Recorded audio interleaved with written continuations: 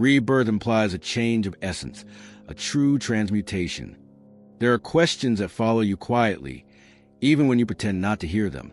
They arrive in that fragile hour of the night when the world is silent and your mind, for a moment, stops correndo atrás de obligados and finally dares to whisper what you've avoided all day.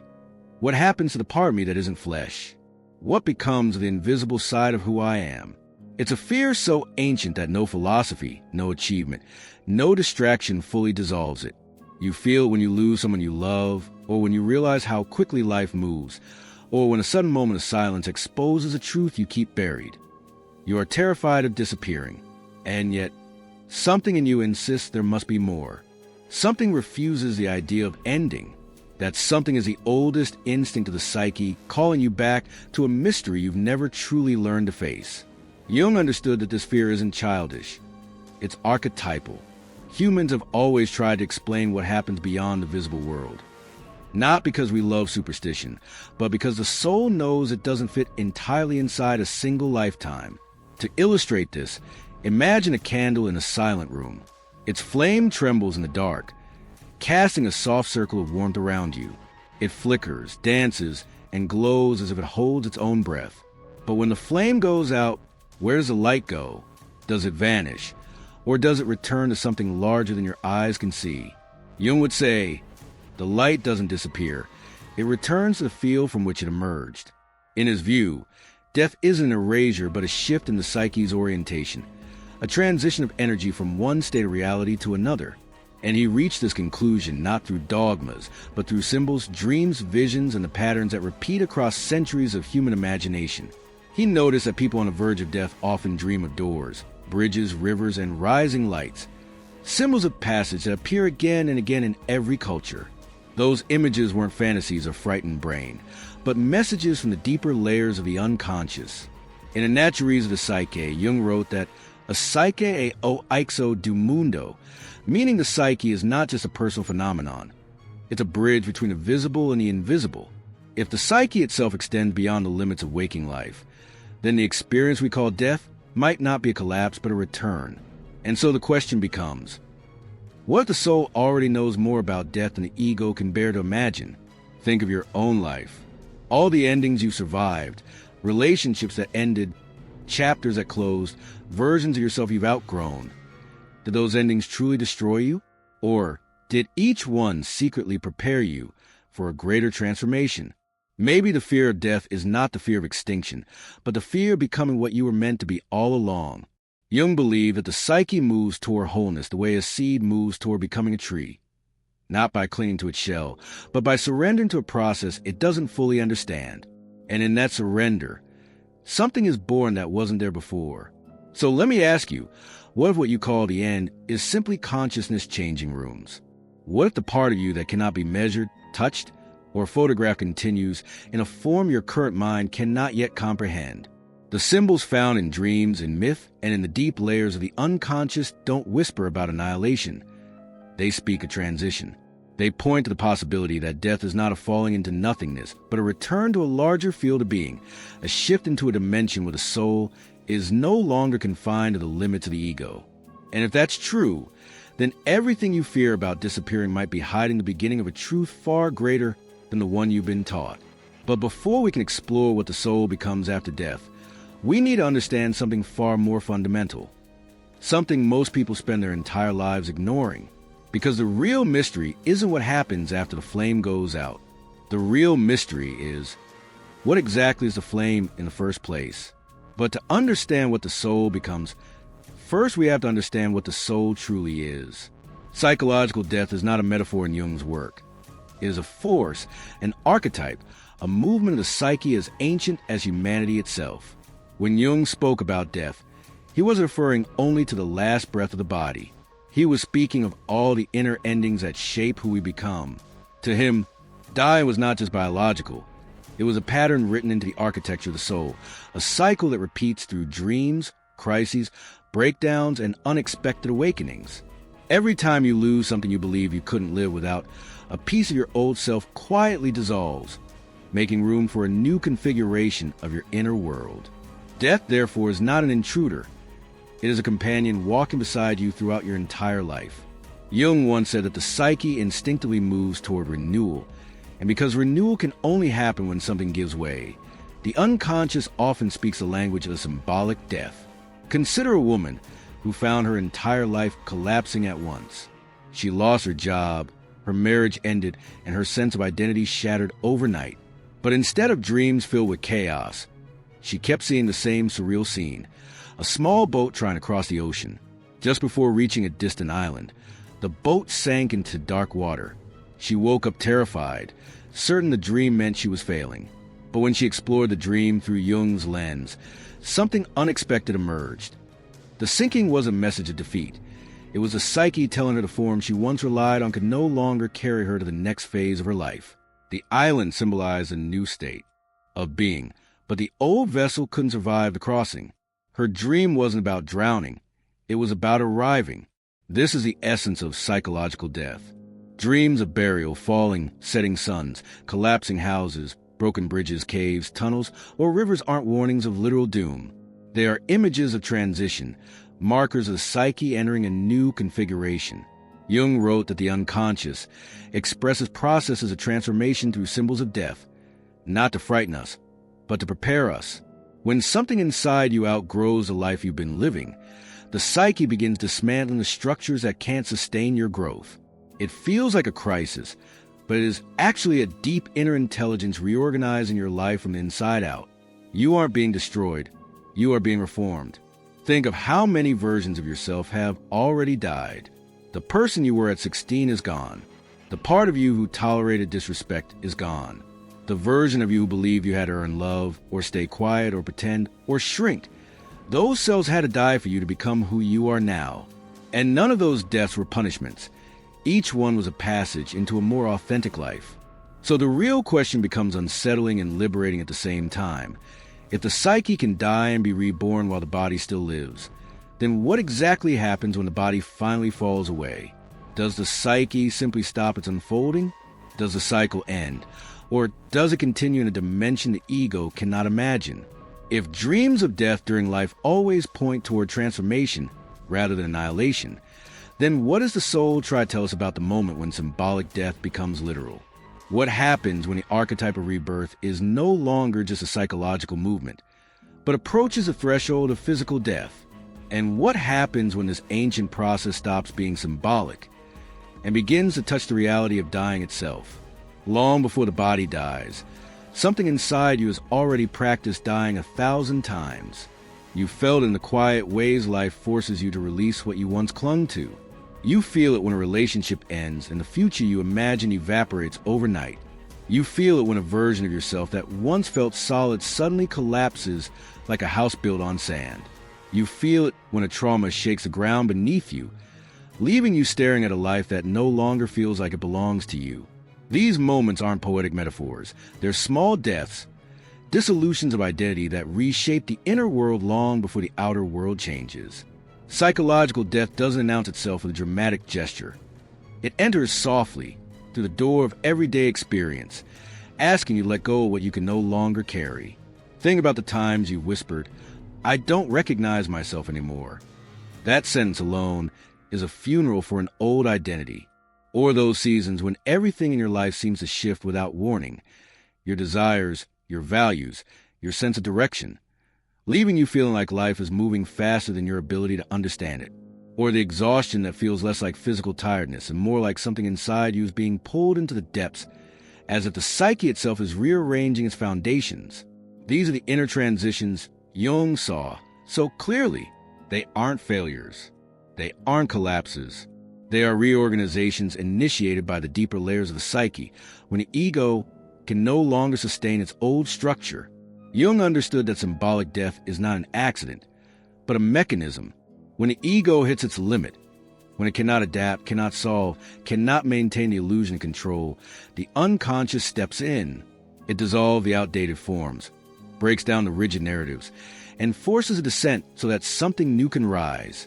In Jung's language, death is the psyche's way of clearing space of self, the deeper center of your being that isn't bound to fear, performance, or old wounds.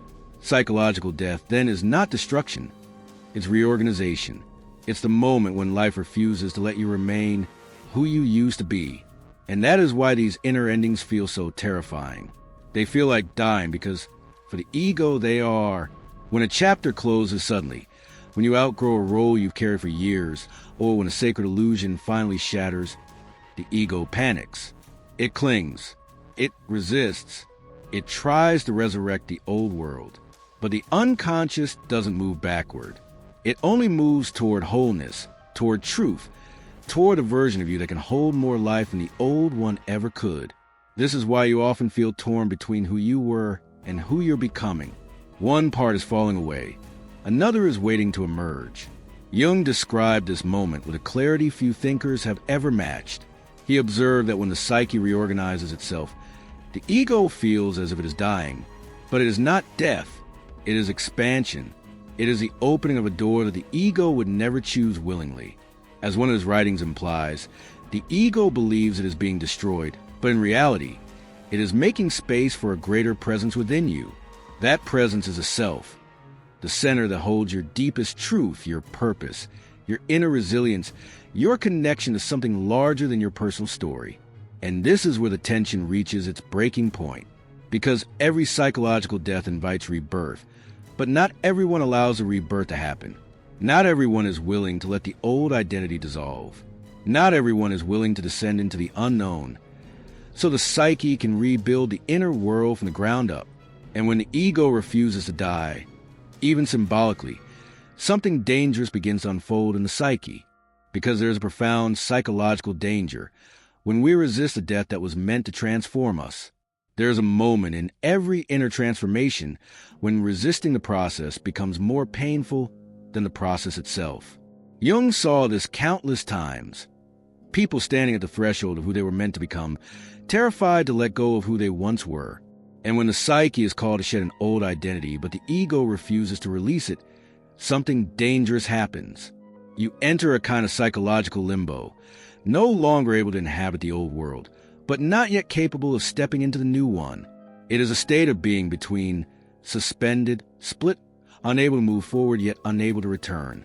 This is not a dramatic crisis. It is a silent one, the kind that gnaws at the soul from inside. In this state, people often describe a deep, hollow emptiness, not the kind that comes from boredom or loneliness, but the kind that feels like the center of life has quietly slipped out of reach. You wake up and nothing feels wrong, but nothing feels right either. There's a strange disconnection from your own story, as if you are watching your life from a distance, unable to step fully into it. You feel in transit, but there is no map, no destination. Just the unsettling awareness that something essential is dissolving while something else waits in the dark. Meaning fades. Motivation dries up. Your old dreams feel too small, but new ones haven't formed yet. You want change, but you fear the cost of it. This limbo also shows up in repetition. The same emotional patterns, the same relationships that loop back into the same pains, the same habits that drain you but feel impossible to release. The psyche is trying to move forward, but the ego keeps pulling backward, creating an internal tug-of-war that exhausts you in ways sleep cannot fix. This is the exhaustion of the soul, not the body, the fatigue that appears when you're carrying the weight of who you no longer are. Jung believed this paralysis was a sign that the unconscious is already restructuring you, but the ego is fighting the process. The result is stagnation, depression, anxiety, or a sense of being lost in your own life. The symbolic image of this inner struggle is stark and visceral. It is like trying to hold up a collapsing bridge with your bare hands. The more you push, the more the structure breaks apart and falls onto you. You aren't preserving anything. You're only delaying the inevitable moment when the bridge gives way and forces you into the waters below. But those waters, the unknown, the descent, the dissolution, are precisely where the transformation wants to take you. They are where the old identity dissolves and the new one begins to form.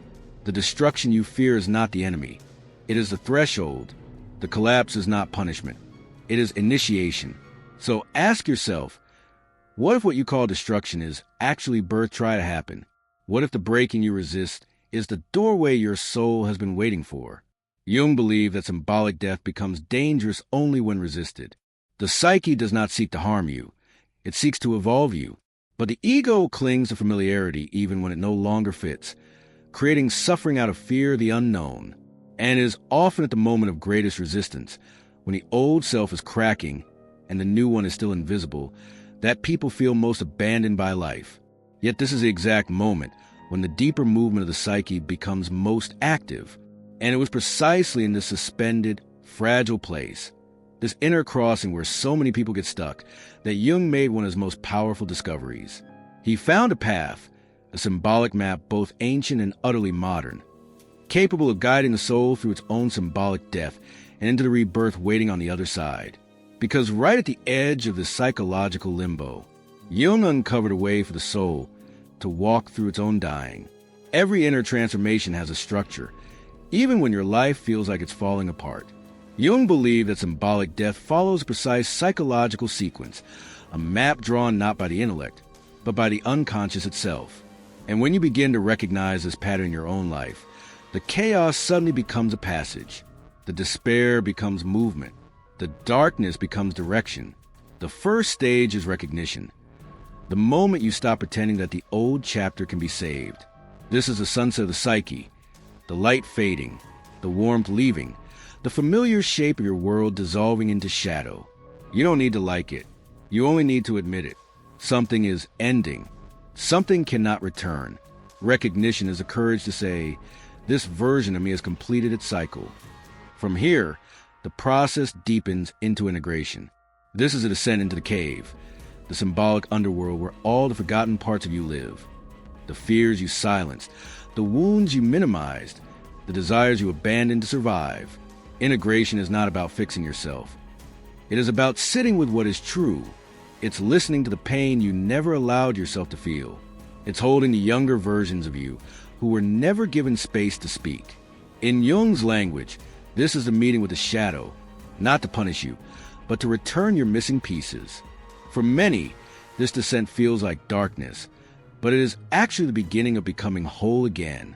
Once recognition and integration take root, the psyche demands something new, conscious action.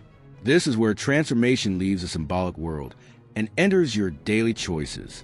It is the fire, the moment you burn away what cannot follow you into the next life. Saying no when your past conditioning says yes. Setting boundaries where you once collapsed. Choosing truth over people-pleasing. Choosing rest over martyrdom. Choosing growth over familiarity. Fire purifies by removing what no longer serves the unfolding of your deeper nature. And though the flames can feel threatening, they are clearing space for what is yet to come. Then, slowly, something extraordinary emerges. After the sunset, the cave, and the fire, there is a shift, a subtle rising of inner light, a sense of clarity returning, a soft but undeniable strength awakening at the center of your being. This is the fourth stage, rebirth, the dawn behind the mountains, the moment when the self, the deepest core of who you are, reorganizes everything that was broken. You don't go back to who you were. You become something larger, something more capable of carrying life. Jung described this process with rare precision, writing of it as, Uma expanso, du ser humano para além de si mesmo, uma morticio ser peso, iam renascer par uma nova dimenso. It is not the annihilation of the soul, it is the enlargement of it, a widening of your inner horizon, a shift from surviving to becoming. And this is the great secret. The soul does not disappear in the process of symbolic death. It expands. It stretches beyond the old limits. It becomes able to hold truths, responsibilities, and forms of love that the previous version of you could not contain. What feels like loss is actually space being made. What feels like collapse is preparation for a greater configuration of your inner world. The psyche is not trying to destroy you. It is trying to free you from the smallness that once kept you safe, but now keeps you confined. Yet even with this beautiful pattern, even with this promise of rebirth, the journey is not without danger. Because before the dawn breaks, before the new self rises, there's a crossing, a fragile and treacherous territory where many turn back, many get lost, and many abandon the process altogether. And before the rebirth can unfold, there's a dangerous territory where countless souls lose their way. Every path of transformation has guardians at the threshold, Forces inside you that do not want change, that cling to familiar even when it hurts. Jung saw these forces operating in people who were on the edge of rebirth but kept circling the same pain, unable to cross into the new life waiting for them. He understood that the psyche has its own gravity, and unless you recognize its pull, you will keep orbiting the same patterns. These are the 4 inner sabotages of rebirth, and every one of us meets them sooner or later. The first is ego inflation.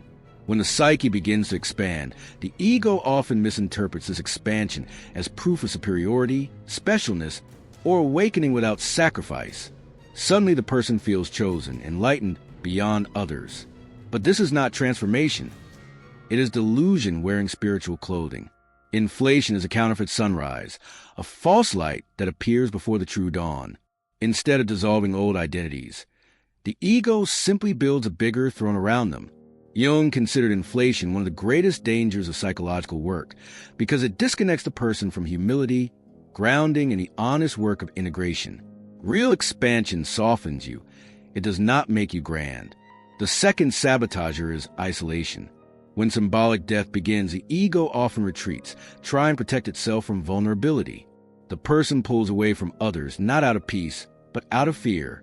They stop sharing, stop risking connection, stop allowing themselves to be seen. But isolation freezes transformation. The psyche needs relationship, mirrors, friction, reflection to reorganize itself. When you isolate, you create a cocoon with no oxygen. You feel yourself shrinking instead of expanding, tightening instead of unfolding. What could have been rebirth turns into paralysis. The third is the savior complex. Unable to face their own descent, some people pour all their energy into saving others. They try to rescue, fix, guide, heal, believing that if they can save someone else, they can avoid their own symbolic death. But in doing so, they abandon themselves. Their energy drains. Their identity becomes tangled with the wounds of others. And the rebirth meant for their own psyche never happens. Jung warned repeatedly that helping from a place of avoidance only deepens a shadow and delays true transformation. The fourth sabotager is regression, the gravitational pull back to what is familiar. This is the most seductive trap because it disguises itself as comfort. Imagine someone desperate to change their life. They leave a toxic relationship, start healing, begin seeing glimpses of who they could become, but then the emptiness hits, the loneliness, the silence, the fear of starting over, and slowly, quietly, they return to what once destroyed them, not because they want it, but because the void feels unbearable. Regression is the psyche's way of clinging to an expired identity, simply because it knows the shape of it. We've all seen this pattern. Someone walks away for what hurts them, only to circle back when the unknown becomes too overwhelming. They call it destiny, chemistry, timing, but underneath it all is fear. Fear of the dark valley between the old life and the new one. Fear of the emptiness that sits at the center of every rebirth. Fear of the death that must happen before anything real can emerge. These four sabotagers, ego inflation, isolation, savior complex, and regression, aren't signs of failure. They are signs that transformation is real, alive, happening. They appear only when you are close to crossing into a new inner dimension. And if you can recognize them, name them, and resist their pull, you reclaim your path. Because when you move through these traps, when you refuse the illusion of grandeur, when you stay connected instead of retreating, when you stop saving others to avoid saving yourself, when you resist the urge to return to what broke you, something begins to shift at the deepest level of your being. And once you cross through these inner guardians, something extraordinary begins to happen to the soul. There comes a moment in every inner journey when the darkness you fear begins to reveal its true purpose. What once felt like an ending begins to feel strangely alive, as if something inside you has been waiting for this collapse all along. Jung understood this threshold better than anyone. The moment when the ego loses its tight grip and the deeper self rises, not with violence, but with a quiet, ancient authority that feels older than your life, older than your fears, older than every identity you ever wore. The soul is not a flame that disappears when the wind changes. It is a seed buried beneath the soil. And every seed must descend into darkness before it can break open. That darkness is not a grave. It is a womb. The the pressure, the silence, the cracking of the old shell. None of it means death in the way the ego imagines it. It is the beginning of an unfolding, the moment in which everything small gives way so something larger can breathe through you. This is the essence of Jung's psychological rebirth. When the ego dies symbolically, the self steps forward. Consciousness expands. Something in you reorganizes itself into a new dimension of being. You stop seeing life as a series of random events and begin to sense a deeper pattern shaping everything from within. You realize that even your darkest moments were not meaningless. They were initiations. They were preparing the ground for a new form of your own soul to emerge. And this is where Jung's insight touches the mystery of life after death. If the psyche experiences symbolic deaths throughout your lifetime, moments when an entire identity dissolves and something new rises, then perhaps the final physical death is not a rupture, but the continuation of a pattern you already know intimately. You have lived this transition many times. You have died old selves and been reborn without even noticing. The soul does not vanish during these transformations. It changes state. It becomes wider, freer, closer to its own source. So when we ask what happens after the body takes its last breath, Jung's work quietly suggests that the soul does what it's always done. It shifts, expands, returns to a larger field of consciousness. Death may not be an end, but a passage. Another threshold in the same process the psyche has been rehearsing since the moment you were born. And in the heart of this realization, one truth rises like dawn after a long night. Death does not erase the soul. It only reveals who you are. Comment below. I choose to be reborn in myself.